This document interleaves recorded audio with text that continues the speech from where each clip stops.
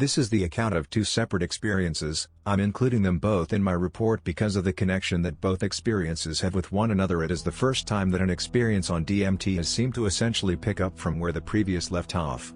Both trips were shared with the same group of 3 friends of mine, referred to as A, P, and K. Understand that though I give quite a bit of info before I begin to document what happened, that it is very relevant and sheds light on the experiences themselves. Trip 1. Set. I was in a calm place in my head, just coming off of a short break from drugs, apart from weed. I had recently smoked some DMT after ending this break, but had not tripped on a longer-lasting substance yet and decided I was ready. Setting: my liberal arts farm college located in the mountain forests. I did not wake up that morning with the knowledge that I would trip. A lot of trips in my past have been very interesting when taken this way. I had made plans with my friends A and P to go on a hike on a trail we had not yet been on. I arrived at their room around 3 and smoked a few bowls with them, when A revealed that he planned on tripping.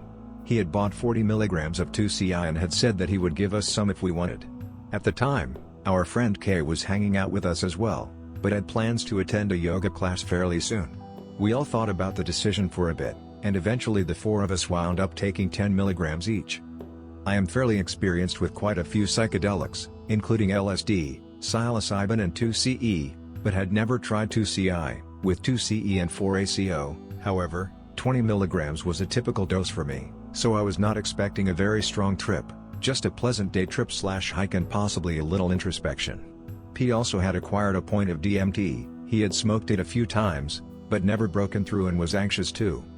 After about an hour after dosing, we were all starting to feel the effects and K left to go to his yoga class. At that point, A, P, and myself decided to begin our hike. Originally, P had planned to smoke the DMT on the hike, but he said he didn't feel like the 2C-I had put him in a calm enough state to do so. So we began to hike. I admit, I was fond of the idea of smoking more DMT, so I think that I subconsciously hoped he might change his mind if we found somewhere cool enough. It was almost 2 hours after we dosed when we began walking on the trail. It went directly up a mountain, so it was quite a bit of exercise. This was pleasant for me, seeing as the 2Cs give me a lot of energy. We pretty much ended up making a huge loop around our campus and ended up on a field. By this time, we were begging to peak pretty hard and sat at the top of the field and smoked a bowl of weed and hash and watched the sunset. We probably sat there for an hour or two, and by the time the stars have come up, the colors I was seeing were going crazy, lots of green and blue auras around the trees and mountain sides. A couple of hours went by, and went back to P and A's room and smoked some more. I was a little disappointed that we had not smoked DMT, but I knew it was probably for the best. Seeing as I had recently smoked it a couple times and P had it for the purpose of breaking through for the first time, I got the idea that it might not be the time that I should smoke it. K rejoined us, all of us past the peak of our trip but still feeling effects. We smoked some more weed and talked about how our trips had been going, and P suddenly decided that he felt he could smoke DMT after the conversation had turned to that. We agreed to watch the spirit molecule and smoke after that. At this point, K decided to go off to bed. By the time the A, P and I finished the movie, it had been about 10 hours since we dosed and were relatively down. We walked down the river trail on our campus at that point and found a nice spot to sit down and smoke. We had chosen to use a bong, seeing as previous experiences had made us prefer it that way. We meditated for a moment before beginning to hit it, and I considered passing up the chance to smoke it based on my earlier thoughts. They each hit it, and passed it to me. I decided that moment that I was going to. I hit it, and it went around 3 times before I was shot into hyperspace. It was extremely intense, and I realized as soon as I began to hallucinate that I was not meant to smoke then. The hallucinations became violent, and I began to see beings throwing things at me from the trees. When I closed my eyes, I began to feel as if they were running for me. I felt as if I was dying, though I would not consider this a bad trip in the sense that I lost my mind. I managed to keep myself remotely together and tried to meditate, but ended up trying too hard to block out the hallucinations. By the time I came back to reality, I felt strangely unsatisfied, like I had failed some test and been revoked of a certain experience of rebirth after death, if that makes sense.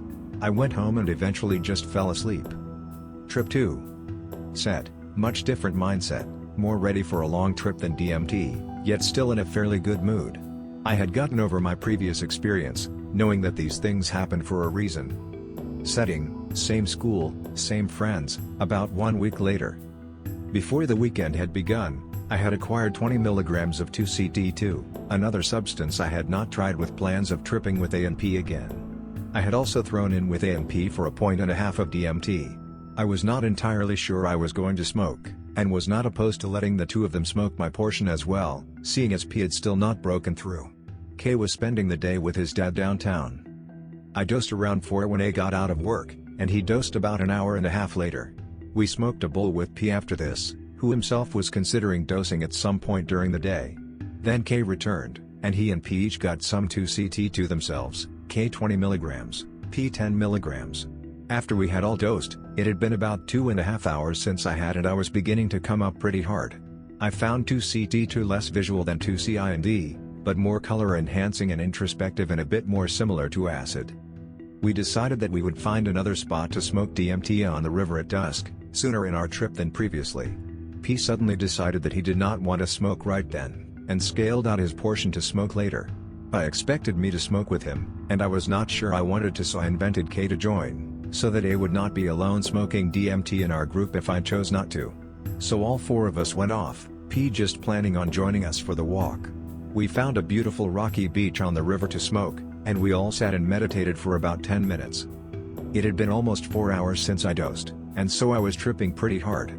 The whole walk I had been debating smoking, thoughts of my previous experience were still in my head, but K suddenly mentioned something about how he had found and expelled demons in himself on mushrooms during blindfolded meditation one time. This had been something I had understood because I've seen a so-called demon, by this I mean a negative energy that has affected my personality for a long time, caused by myself but perhaps removable, and I realized that whether my experience was good or bad that I had a purpose now. I decided to smoke. Again we each took 3 hits. I didn't taste much DMT in the first 2, but the third one was a full-blown DM hit and it sucked me out of this world. Due to the intensity of the breakthrough, I instantly closed my eyes. I saw a faceless figure holding out a 2-dimensional board of vortexes, into which I was absorbed. I opened my eyes, and suddenly they were back. The figures that were throwing things at me, and when I reclosed my eyes, I could feel them running at me. I could feel them wrap around me. Suddenly, I knew what I had to do. I had succumbed to my own greed, which was why I had smoked DMT the first time when I was not supposed to and was a direct feed of the demon I had previously identified. Instantly I knew that it was the right thing for these beings to act hostily, for I had not shown respect. I bowed my head and began to meditate, knowing what I had to do. No matter how bad it got, I was going to let these beings take me over and do whatever they wanted. I could feel them breathing on me, and feel their arms wrap around me, pulling me from existence. I felt them surround me until I was no more, it was only them. Then suddenly I was released, and with my eyes still closed I could now see them. I can never explain what they looked like, but they very primal yet intelligent forms of life.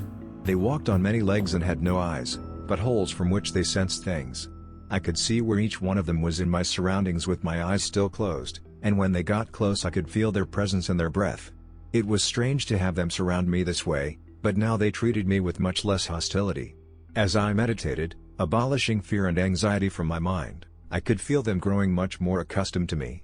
I opened my eyes, and I could see the water splash where they walked, and see the stones move where they moved.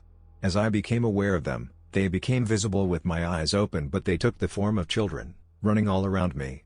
I realized that I had overcome some serious negative energy in myself and had ridden myself of something, and I became suddenly overwhelmed with happiness. This was the experience I had not received from my previous trip, and it had helped me in extreme ways. We sat there meditating for a while, then realized we had not even finished half of the bowl. P decided to hit it. He took one hit and held it in deeply for a long time. I sat with the rest of us in meditation for a while before I could feel him smile. He then told us that he had broken through.